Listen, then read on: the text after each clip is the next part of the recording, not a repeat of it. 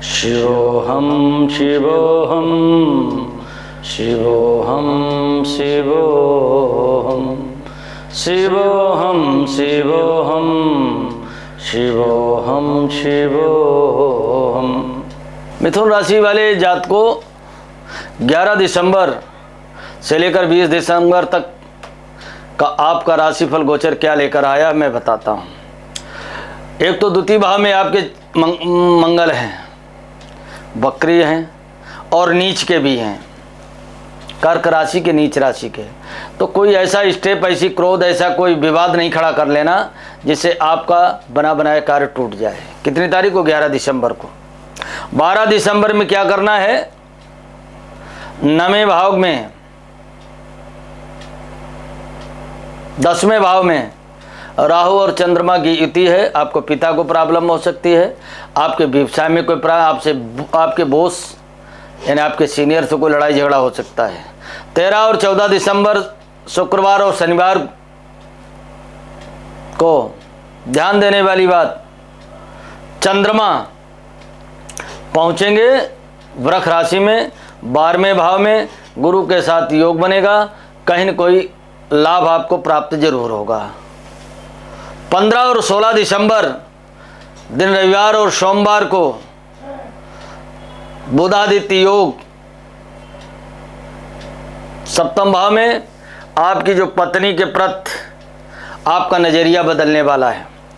17 और 18 दिसंबर दिन मंगलवार तुला राशि वाले जात को कोई भारी शिक्षा के क्षेत्र में, व्यवसाय के क्षेत्र में या भूमि भवन के इन्वेस्टमेंट के करने के क्षेत्र में आपको कोई लंबा लाभ होने वाला है। 19 और 20 दिसंबर को मिथुन राशि वाले जात को आप थोड़ा न्यूट्रलाइज रहिएगा, कोई रचनात्मक कार्य की तरफ हाथ नहीं बढ़ाइएगा, अन्यथा हानि होगी। धन्यवाद। महाकाल महामृत्युंजय देवों में महादेव आदिदेव औढ़ानी आस्तोष नीलकंठ प्रभु भोलेनाथ के चरणों में प्रार्थना करते हुए, हे भोलेनाथ, हे नीलकंठ, संपूर्ण संसार को भौतिकवादी बना दो, सारे सुखों से समृद्ध कर दो। सारी मानव जाति आपसी हिंसा को छोड़कर प्यार, मोहब्बत, धन ऐश्वर्य से युक्त हो। आपकी अध्यात्मवादी संस्कृति को निरंतर आगे बढ़ाएं।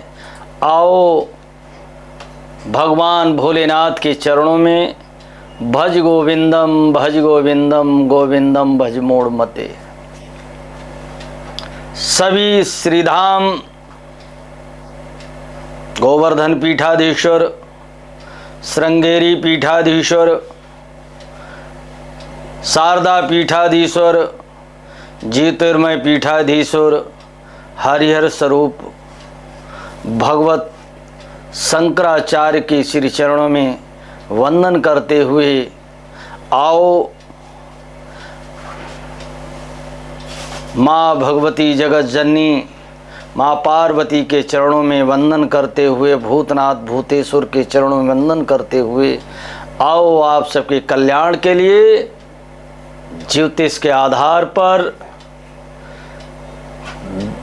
11 दिसंबर से लेकर यानी 2024 का अंतिम महीना 11 दिसंबर से लेकर के 20 दिसंबर तक 12 राशि वाले जातकों के लिए भोलेनाथ की ज्योतिर्वाणी में, भविष्यवाणी में क्या क्या लिखा है, क्या क्या होने वाला है, उसको बताने जा रहा हूँ।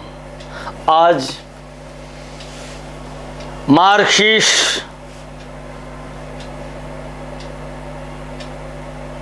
वर्ष की अंतिम से पहली एकादशी, जिसका नाम है मोक्षदा एकादशी। मोक्षदा का मतलब होता है संसार के छल प्रपंच मोह माया अंधकार से दूर, तम से दूर, और उस परम सत्ता को, इस ब्रह्मांड की उसमें सम्मिलित होना, मोक्ष प्राप्त करना। संसार के सभी जो बंधन आपको जकड़े हुए हैं, जो उत्तरदायित्व तो आपको जकड़े हुए हैं, उनसे मुक्ति मिल जाए, उन कार्यों से, उन कार्यों में सफलता मिले, ऐसी एकादशी का नाम है मोक्षदा एकादशी। मोक्षदा एकादशी दिन है बुधवार, और इसी दिन महाभारत के मैदान में जब कौरव और पांडवों की सेनाएं आमने सामने खड़ी थीं, और संजय से धृतराष्ट्र ने पूछा कि धर्म क्षेत्रे कुरुक्षेत्रे संवेतायुत्सवा माम कहा पांडवा शैव किम कुर्वत संजय। हे संजय, कुरुक्षेत्र जो कभी धर्म क्षेत्र रहा, उस युद्ध के मैदान में मेरे पुत्र और पांडव के पुत्र युद्ध की इच्छा से इकट्ठे हुए हैं, वो इस समय बताओ क्या कर रहे हैं। इसी की गणना करते हुए संजय ने सब कुछ बताया। उसके उपरांत भगवान श्री कृष्ण, जब अर्जुन को मोह प्राप्त हुआ, मोह आया, पता नहीं, उस मोह से, उस मोक्ष से, जिस मोह में वो फंसे, उसको दूर करने लिए भगवान जनार्दन ने, नटवर नागर ने युद्ध के मैदान में उस गीता का वर्णन किया। वो आज के ही दिन इस गीता भगवान के मुख से निकली, उसका जन्म हुआ। इसलिए आज 11 दिसंबर दिन बुधवार एकादशी का दिन गीता जयंती से भी जाना जाता है। गीता सुगीता कर्तव्य शास्त्र किम, गीता सुगीता कर्तव्य ही किमन्य शास्त्र, या स्वयं पद्मनाभस्य मुख पद्मादि विनिश्रता। गीता को अगर आपने पढ़ लिया, समस्त मानव जाति, किसी धर्म विशेष के लिए गीता नहीं है, और वो गीता समस्त प्राणियों मात्र के लिए कल्याणकारी है। इसमें 18 योग हैं, ऐसा दिन। और इसी गीता में भगवान कहते हैं, माशानाम मार्गशीर्षोहम ऋतूनाम कुसुमाकराः। ये एकादशी का त्योहार, ये एकादशी भगवान कृष्ण की स्वयं स्वरूप में एकादशी है। जिस व्यक्ति को मोक्ष प्राप्त करना है, विष्णुमय, विष्णु रूप, कहते नहीं मोक्ष 5 प्रकार की होती है। कौन से? सारूप्य, सालोक्य, सामीप्य, सायुज्य, सानिध्य। ये 5 प्रकार की मोक्ष भगवान के प्रति होती हैं।